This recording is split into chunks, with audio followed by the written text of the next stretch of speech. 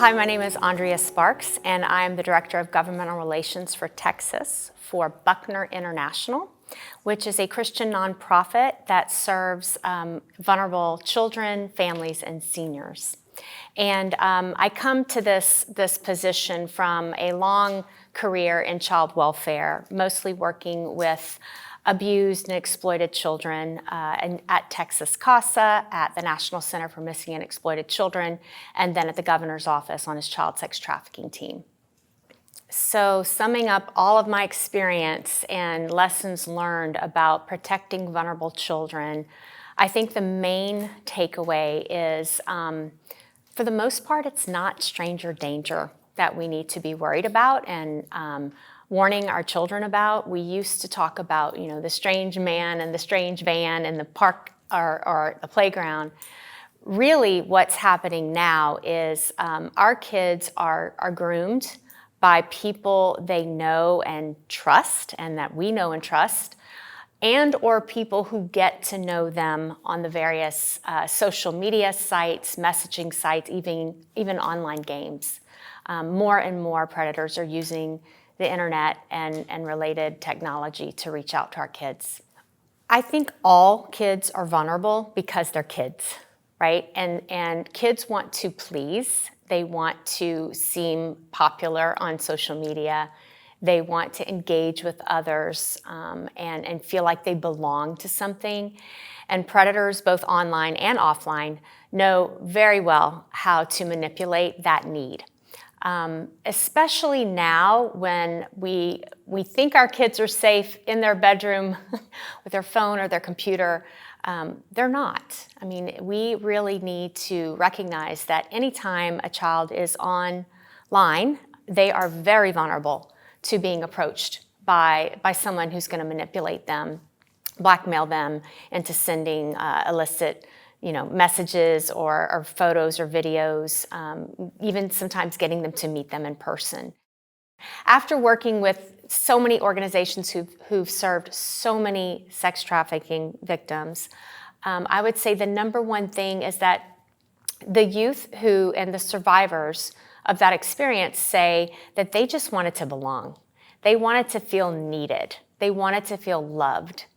And that belonging is a very strong just instinct, a human emotion.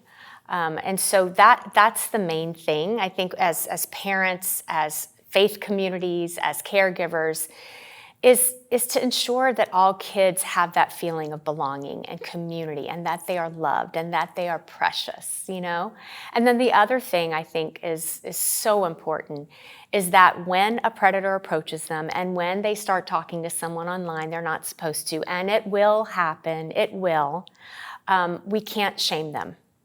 We have to be open to that conversation. They have to know that if anything online makes them feel sad, scared, confused, they can come to us, they're trusted adults, and report that and ask for help. And then we have to follow up on that promise. So we can't yell and say, I can't believe you did that, because if you think about it, these predators and these people who are trying to approach our kids online are like Major League Baseball players. They know the game and they are experts. And our kids are still playing, pee-wee baseball, right? And so they don't know the game. And they get really tied up into it and start being manipulated by these folks pretty easily. So I think one of the things I could say that churches should look at doing if they want to help prevent human trafficking is look upstream to those kids who are going to be craving that sense of belonging, who don't have that because of their family dynamics. And look even more upstream from that. I mean, given that our child welfare system is not a good parent, right? Like we've pretty much realized the state is not a good parent. We try our best, but it's never in the best interest of the child to be removed from their parents. It's only the least worst thing, right? We should really be in the business of strengthening families and keeping families together where it's possible. So if every church If every church said, we'll help take care of one family, whether that be a foster family or becoming a foster family or taking care of a family who's in dire straits and is about to disintegrate, we would solve this problem. We would solve this problem. And I think about there's less than 2,000 kids who are in residential treatment centers, and there's about 75 kids who are sleeping in CPS offices or in apartments with their caseworkers. I mean, for the state of Texas, that's not a big number, right? Those kids have lots of needs. But if we rallied around them as communities, as faith communities, we could fix this. I think it's just a matter of figuring out how to channel that energy to the right place, that passion and that love for Christ.